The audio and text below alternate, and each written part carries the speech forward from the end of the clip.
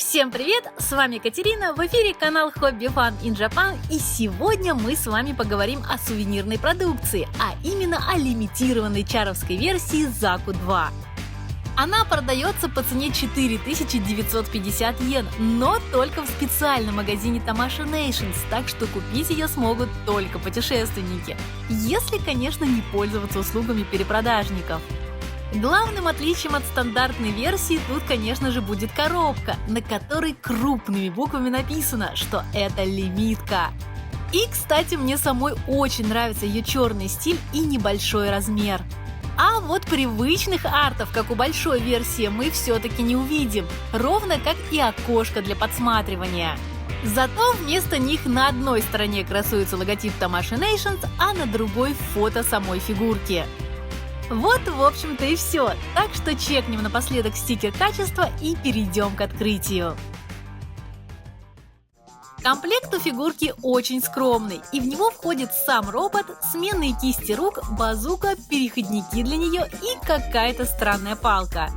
В общем, ничего особенного, но, как по мне, кажется, этим набор и приятен. В нем нет ничего лишнего. А мы же помним, что это лишнее очень любит разлетаться во все стороны при неудачном открытии блистера. Кстати говоря про странную палку, это держатель для рук, чтобы организовать хранение, если вы вдруг решите выбросить коробку. Но честно, лучше бы положили вместо нее еще одну базуку. А то смотрите, переходников для базук аж 3, а сама пушка всего одна, даже топора не добавили. Зато тут есть запасной рок-антенна, и это очень важно, ибо эта штука часто ломается или теряется. Ну и инструкция. Но кто ее вообще читает?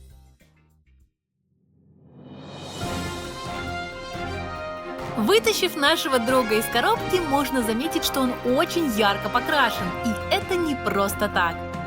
Дело в том, что данная лимитка выполнена в реалистичной цветовой гамме с дополнительными маркировками и более темным корпусом.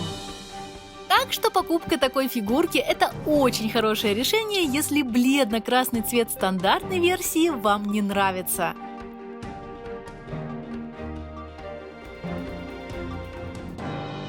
Но перейдем к возможностям и подвижности. И для начала заглянем-ка к нашему товарищу под юбку. И как видно, шарниры там многокомпонентные и позволяют поставить ноги в любую позу. Так что, как итог, ограничением является сама юбка. С руками ситуация такая же, с плечами все отлично, но наплечники и щит сильно сковывают движение. Однако самую главную позу, а именно посадка на одно колено, Заку выполняет идеально. Но тут пояснение просто бессмысленное, и так все видно из видео.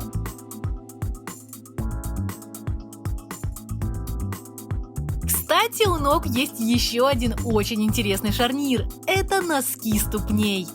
Для других роботов это было бы неудивительно, но наличие его у Заку стало для меня сюрпризом.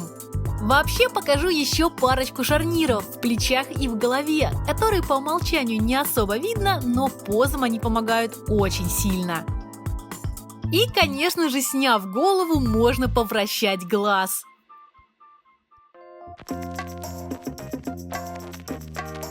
Дальше я в теории должна была бы поговорить про обвес и аксессуары, но их, как понимаете, особо нету, так что ограничимся красивым видео в разных позах и парой советов. А советы очень простые. Если будете в Японии, то обязательно посетите основной магазин Tamashii Nations. Я, кстати, даже делала видео про него. Он расположен на Акихабаре, и там частенько появляется то, что давным-давно уже сметено с полок других магазинов. Ну и, конечно же, есть разные лимитки типа этого Заку, которые больше нигде не купить.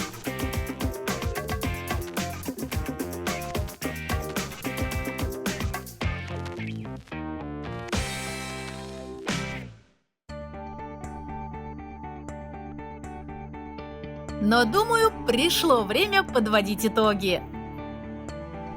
Если вы любите кучу аксессуаров и много опций обвеса, то эта упрощенная фигурка с минимальным комплектом явно должна обойти вас стороной. Но если же хочется чего-то недорогого и при этом яркого, то поверьте, выбор будет очевидно в пользу данной лимитки. Да и опять же, для туристов она может стать хорошим напоминанием о поездке в Токио на Акибу. И цена в 4950 йен – это не так уж и много, особенно учитывая текущий курс иены. На этом, пожалуй, все. Всем пока, ставьте лайк, если понравилось, и не забывайте подписаться. Впереди еще много интересного.